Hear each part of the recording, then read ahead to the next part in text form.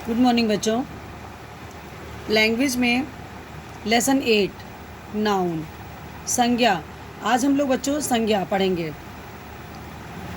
संज्ञा में देखिए, आप देख रहे हैं ना पुस्तक में पेज नंबर 91 पर पिक्चर बनी हुई है। सामने देखिए पुस्तक भी है इसमें बनी हुई है और उसके नीचे उनसे संबंधित वाक्य लिखे हुए हैं। जैसे कि सुभद्रा ने सुहास को पढ़ाया, मुंबई में ईडन गार्डन नहीं है, महाभारत की रचना वेद व्यास ने की थी। आप ये देख रहे हो जितने ये रेड कलर से है ना, लाल रंग से ये जो शब्द लिखे गए हैं ये सभी बच्चों क्या है? संज्ञा। नीचे आप देख रहे हो मुंबई, ईडन गार्डन, महाभारत, सुभद्रा, सुहास, वेद व्यास, ये सब क्या है? आदि विशेष स्थान हैं, पुस्तक हैं अथवा व्यक्ति के नाम हैं। उसी तरह से देखिए कक्षा, विद्यार्थी, झुंड, वेद, ग्रंथ आदि, ये सब क्या है? एक जाति विशेष या समूह के नाम हैं। आपने देखा कि अब सबसे पहले आपके पास बात है कि संज्ञा किसे कहते हैं। तो किसी भी वस्तु, व्यक्ति, स्थान, भाव एवं अवस्था के नाम को संज्ञा कहते हैं। इसके ऊपर अभी आपने जितने भी उदाहरण पढ़े हैं ये सभी शब्द कौन से हैं बच्चों? संज्ञा के। ये किसी न किसी व्यक्ति के बारे में, वस्तु के बारे में, स्थान के बारे में, भाव के बारे में, अवस्था के बारे में आपको बता रहे हैं। जैसे आपने देखा भाव के लिए बचपन, पवित्र, नादानी, बुढ़ापा, ये सब क्या है? भाव के नाम हैं। ये तो हो गया बच्चों आपका संज्ञा किसे कहते हैं।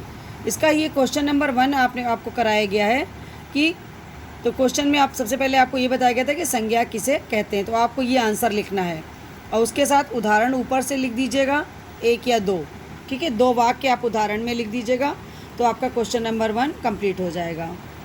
सेकंड क्वेश्चन है बच्चों कि संज्ञा के कितने भेद होते हैं। अब आप उसके बाद पढ़ेंगे परिभाषा के बाद संज्ञा के भेद। संज्ञा के 3 भेद होते हैं, व्यक्तिवाचक, जातिवाचक और भाववाचक। अब आप देखेंगे व्यक्तिवाचक संज्ञा किसे कहते हैं। यमुना के तट पर कृष्ण आज भी आते हैं, हिमालय भारत का गौरव है। आप इन वाक्यों में देख रहे हैं जो लाल रंग से लिखे हुए हैं ये क्या है? व्यक्तिवाचक संज्ञा।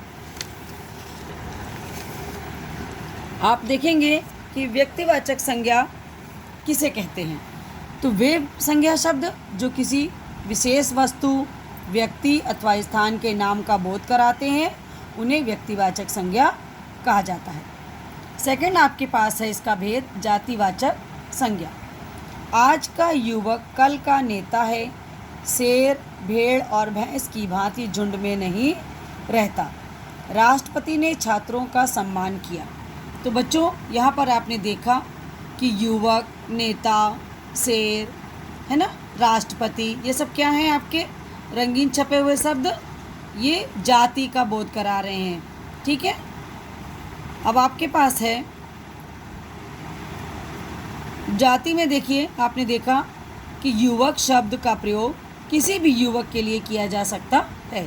इससे आपको ये पता चल रहा है कि यहाँ पर एक युवक के प्रति अर्थात एक जाति का बोध हो रहा है। युवक कोई भी हो सकता है ना?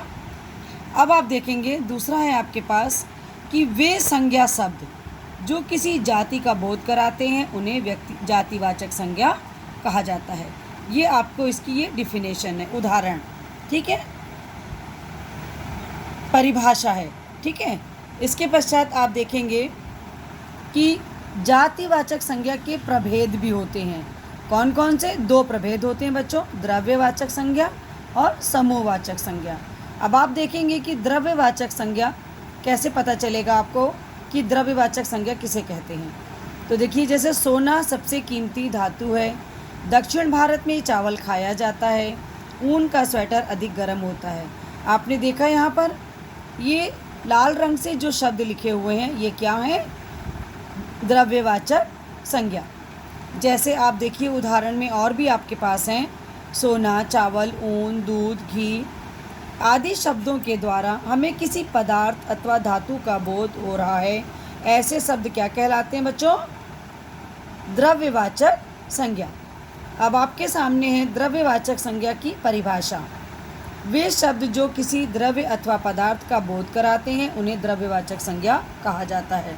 आपके पास एक क्वेश्चन हमने तीसरा कराया था कि जातिवाचक संज्ञा के प्रभेद लिखिए। ठीक है, तो आप लिखेंगे उसमें दोनों प्रभेद के बारे में, द्रव्यवाचक संज्ञा का परिभाषा लिखेंगे, उसका एक उदाहरण दे दीजिएगा। फिर आपके पास आएंगे आप समूहवाचक संज्ञा में। पुलिस का डर चोर को नहीं सताता, झुंड में चलना भेड़ों का काम है। आप यहाँ पर देख रहे हैं समूह का बोध हो रहा है। पुलिस, झुंड, परिवार, संसार, काफिला, भीड़, सेना, ये सब क्या है बच्चों? ये हमें एक समूह की, एक से अधिक अनेक व्यक्तियों और वस्तुओं की जानकारी दे रहे हैं। इसकी परिभाषा है आपके सामने। वे संज्ञा शब्द जो किसी समूह का बोध कराते हैं समूहवाचक संज्ञा कहलाते हैं। आपका ये क्वेश्चन नंबर 3 का आंसर भी है बच्चों। पहले आप द्रव्यवाचक लिखेंगे, फिर उसके बाद समूहवाचक की परिभाषा लिखेंगे और दोनों में एक एक उदाहरण लिख देंगे।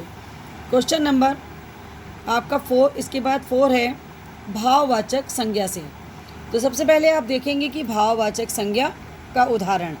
बचपन में गांधी जी बड़े शर्मीले बालक थे। क्रोध मनुष्य का शत्रु है।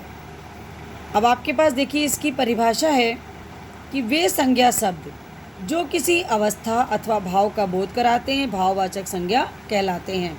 ये बच्चों आपका क्वेश्चन नंबर 4 है। ठीक है, यहाँ से देखिए इसमें आपके पास उदाहरण है, जैसे परशुराम को क्रोध आ गया, तो इस वाक्य में क्रोध क्या है? भाववाचक संज्ञा है। अब आप देखेंगे कि कुछ संज्ञाएं अपने मूल रूप में भी भाववाचक होती हैं, जैसे सत्य, प्रेम, दया, क्षमा, सुख, दुख, जन्म, मृत्यु आदि। ये सब शब्द कैसे हैं बच्चों? ये अपने आप में स्वयं भाववाचक संज्ञा हैं। आपके पास क्वेश्चन बनाएंगे आप कि भाववाचक संज्ञों का निर्माण किस प्रकार होता है। तो बच्चों भाववाचक संज्ञाएं 5 प्रकार के शब्दों से बनती हैं। जातिवाचक संज्ञा से, विशेषण से, क्रिया शब्दों से, सर्वनाम से और अव्यय से। इसमें आपको डिफाइन नहीं करना है, अर्थात इसकी परिभाषा या विशेष विस्तार में नहीं लिखना है। आपको इसमें केवल ये इतना ही बताना है। ठीक है बच्चों, ये क्वेश्चन नंबर आपका 4 है। इसके पश्चात आपने जो ये पढ़े हैं कि ये भाववाचक संज्ञा के 5 रूप बनाने के तरीके, उसमें आपके पास है जाति से भाववाचक संज्ञा। एक एक दो दो उदाहरण आपको हम इसमें से बता दे रहे हैं, जैसे दास से दास्ता, माता से मातृत्व। विशेषण से भाववाचक संज्ञा बनाना, अरुण अरुणिमा, कायर कायरता। क्रिया शब्दों से भाववाचक संज्ञा बनाना, रहना सहना तो क्या है बेटा? रहन सहन। लेना देना तो लेन देन। सर्वनाम शब्दों से भाववाचक संज्ञा बनाना, अहम अहंकार, आप आपा, स्व स्वत्व। अव्यय से भाववाचक संज्ञा बनाना, नीचे नीचाई, समीप सामीप्य, निकट निकटता। इसी प्रकार से आपके पास लेसन पेज नंबर 95 पर भाववाचक संज्ञा के शब्दों की सूची दी हुई, जिसको कि हम लोगों ने क्लास में विस्तार से पढ़ा था। ठीक है बच्चों, इसके पश्चात हम लोग आते हैं एक्सरसाइज की तरफ।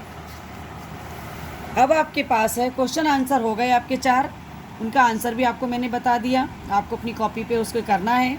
इसके पश्चात हम लोग अभ्यास कार्य देखेंगे।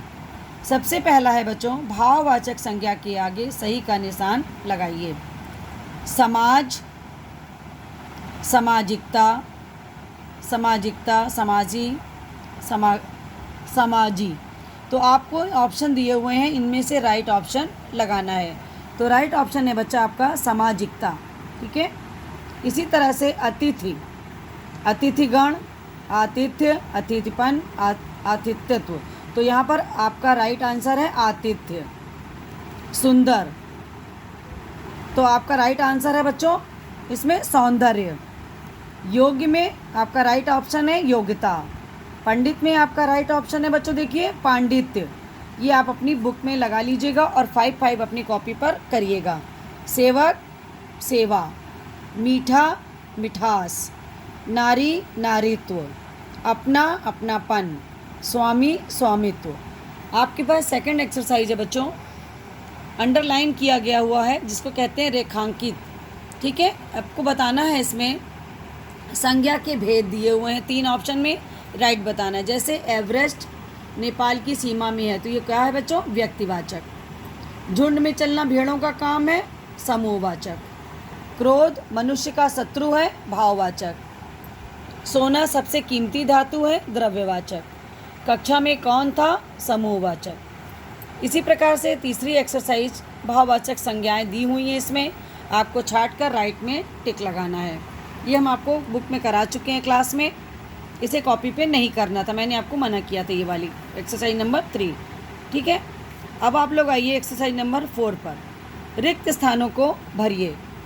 आपके पास यहाँ पर ब्रैकेट में आपके पास ऑप्शन है, तो राइट ऑप्शन है आपका, देखिए, भारत के वीर सपूतों ने देश को स्वतंत्र कराया।